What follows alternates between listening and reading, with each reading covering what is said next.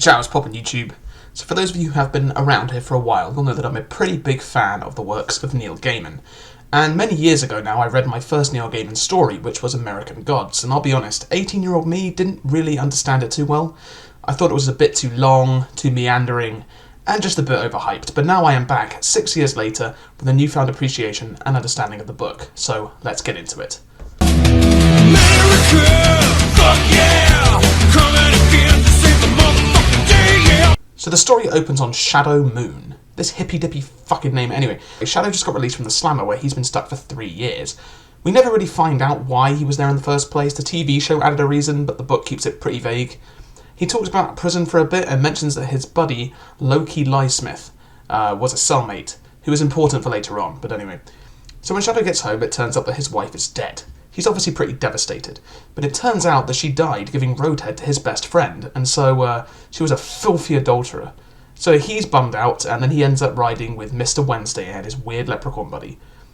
Mr. Wednesday is this guy that he met on a plane briefly after getting out of prison, and he's this super eccentric, weird dude with a glass eye who definitely isn't Odin. Anyway, so Shadow wins this magic coin off the leprechaun and proves that he's worthy of rolling with Mr. Wednesday. He then leaves the magic coin at his wife's grave, and it brings her back to life as a zombie, which you'd think would be a bigger plot point than it is, but anyway. So Shadow ends up rolling with Mr. Wednesday and becomes his personal driver and everything, basically. Mr. Wednesday says there's a war of the gods coming between the old gods, which he is a member of, and these are the, African, European, and Asian gods that came over to America with the various immigrants, and the new gods, who are, gods of things like TV and stuff like that. Get it, guys? It's social commentary about how we worship TV like a god. Yeah, so Mr. Wednesday is trying to do a whole, Avengers Assemble of the old gods to fight the new ones. Shadow gets to meet all sorts of people, like Anubis, Thoth, Cernabog, and to name a few. Meanwhile, they're getting pursued by these sinister agents that work for the enigmatic Mr. World. Went from Mr. 305, Dade County, to Mr. Worldwide. You all have names like Mr. Town and stuff like that. So anyway, Pitbull is the villain now. Down in DR, they looking for visas. I ain't talking credit cards, if you know what I mean. And so the entire thing keeps going like this for most of it. Shadow drives around seeing the American gods, and we get these little interlude chapters telling us about how the gods came to America in the first place. We get this very important scene where Mr. Wednesday is talking about, his favourite cons to Shadow. Basically, Mr. Wednesday is a bit of a con man. Basically, he explains his two-man con concerning a fiddle player who is in, an inn, and he can't afford to pay for the room, so he offers his fiddle as collateral to the owner of the inn and says I'll come back with money. But then another guy comes in pretending to basically be a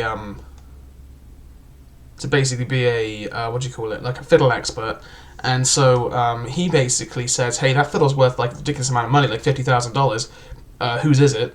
And he says, oh, it's this fiddle player, and the guy sort of gives him a business card and says, hey, if you want to sell it to me, give me a call. And so then when the guy comes back with the fiddle, to pick up his fiddle, basically the dude buys the fiddle off of him for $1,000 or $2,000, and then it turns out that it's been a two-man con. The other guy was working with him, and they just got $2,000 basically for nothing. There's another con with a bishop in a jewelry store, and basically he comes in and says, I'd like to purchase this jewelry with these notes, and one of them's obviously a forgery, and then a policeman happens to come in and say, hey, that's a notorious jewelry thief. And he's just trying to steal your jewelry, so I'm going to have to take his money and the jewelry as evidence, and they walk out with it, that kind of thing. Anyway, so Shadow realizes that all of Mr. Wednesday's favourite cons require 2 people. At some point down the line, it's also revealed that Mr. Wednesday is Odin, but then again, anybody with any surface-level understanding of Norse mythology would be able to tell you that. And anyway, so they continue onwards, and Shadow ends up going to live in this weird small town. Basically, there is a massive side plot here about this mystery of this town throughout the book. And basically, there is a girl that goes missing, and Shadow learns that this weird dude he met is actually another of these American gods. He goes by the name Hinzelman, but he's actually a god. And he's been living here for over a century. And there is this weird local custom where they put a car out on a frozen lake and they all bet for when the ice is going to melt and the car will fall into the water. This is all relevant for later. Anyway, so there's a meeting between Mr. Wednesday and Shadow and Mr. World and one of his goons, and it turns out that Mr. World is actually Loki Liesmith, who is literally Loki Liesmith, as in a smith of lies. And Shadow recognises him from prison and puts two and two together, and this is an amazing twist. Anyway, we'll talk about this in the analysis section. And so Mr. World, who's actually Loki, kills Mr. Wednesday, which unites the old gods and gets them all to go to war with the new ones. And so Shadow goes to like the American Yggdrasil with Mr. Wednesday's body to stand vigil for him, because it turns out that Odin is actually his dad and he's a demigod, and there's this whole like ritual with like standing vigil for your father and all this kind of thing. And so Shadow does this grueling 9-day vigil and dies, which allows the shadow of Mr. Wednesday to come back from the dead. Basically, in this universe, the way gods function is that their power is based on how many people worship them, and sort of acts of worship fuel them, which is very important for what is about to happen at the end here.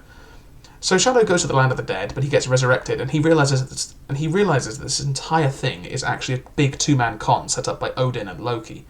Basically, they are growing weak and are worried that they will, cease to exist when people stop believing in them anymore. And they have got this entire war to happen so they can devote it to themselves and gain all the worship power generated by having a massive war of the gods, devoted to you. The gods in this world, they work like the ones in Warhammer 40k or this world, basically. And so Shadow figures all this out, and with the help of his zombie wife, they manage to kill Loki and stop the war, which means that Odin also stays incorporeal and dead, and the world is saved. Shadow then realizes that the missing girl's body is in the boot of the car that is going to sink into the lake, and this entire thing is a sacrifice outlet set up by Hinzelman so he can generate worship and power. Hinzelman ends up getting killed during this whole thing. And then he ends up meeting up with the real Odin in Iceland, because Mr. Wednesday is actually like the Americanized version of Odin that came over with the original Viking settlers, and the real Odin still exists somewhere in Europe or in other Viking colonies. So that was American Gods. The end. America! Fuck yeah! Freedom is the only way, yeah. So I left a lot out of this summary because there's a lot that goes on in this book, and not a lot of it is really relevant to the plot. It's a lot of meandering and side plots and stuff like that. But when I first read this book, I didn't quite get it. But coming back to it as an adult, I find myself really, really enjoying it. The themes and greater ideas of like the gods coming to America with their people and slowly becoming either forgotten or Americanized is really cool, and it's very well executed. This has one of the best plot twists I've ever read in a book, with the whole Loki Liesmith thing. It's one of those twists where you don't see it coming at all until it happens, and then you feel like an idiot for not seeing it earlier, and all the pieces fall into place, so really good writing. And the entire thing reads like one great love letter to America. As an immigrant myself, not to America but to Canada, I really feel a sort of special kinship with not only this book but also the characters in this book. And I don't think people that have ever moved countries will ever really quite get it. But there is like a melancholy for what, has been lost or left behind in your homeland, but also, there's this sort of excitement and magic of adapting a place like America and what people bring to it, and sort of how everybody sort of assimilates in and creates this weird cultural mosaic that is unlike anything the world had ever seen before. And it makes the whole place much richer and, more enchanting when there is such sort of varied peoples. The entire thing is a beautiful love letter to America itself, or the idea of America. And you get to spend so much time just exploring these small towns and things and meeting the mortals and gods that call America home. It's really good stuff, although when I was a teenager and read this, I thought it was all pretty boring. But here's the thing, and this is the main point that I'm going to talk about, I think. This book is a bit of a false promise. And what I mean by this is that the book markets itself as something, but in reality it's something else. And I feel a bit hoodwinked when I think back about this.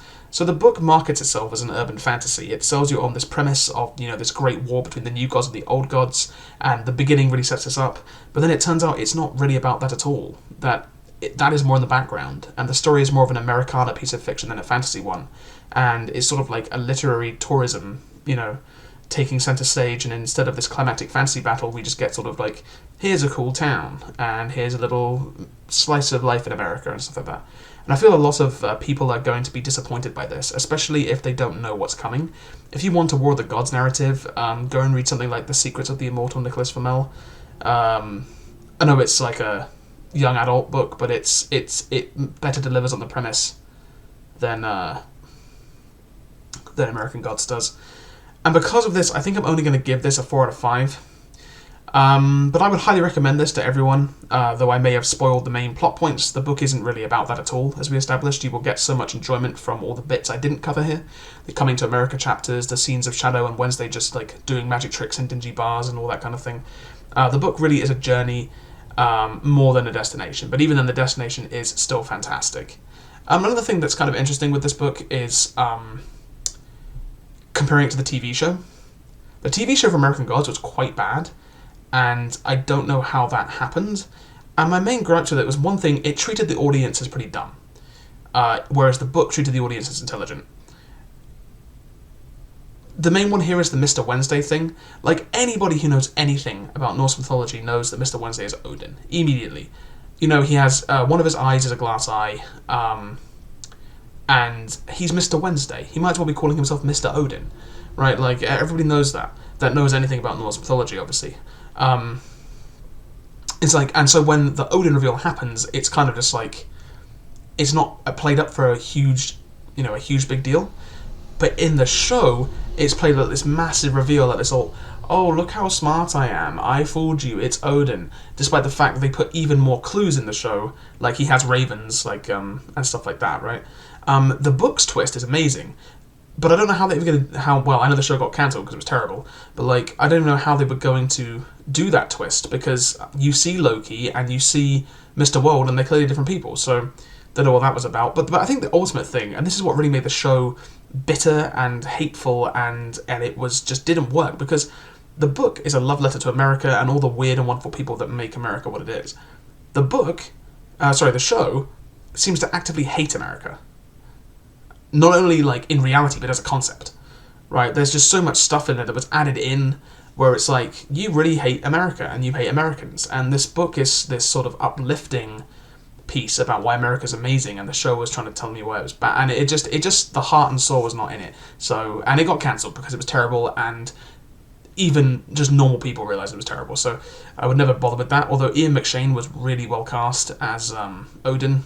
So, anyway, that was American Gods. Thank you very much for watching, and if you enjoyed this video, like and share and subscribe.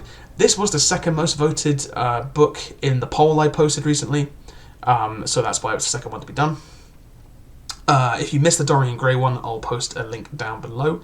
And if you want to check out anything that I've written, my short story Colours is currently up on my website, so you can check that out if you like science fiction.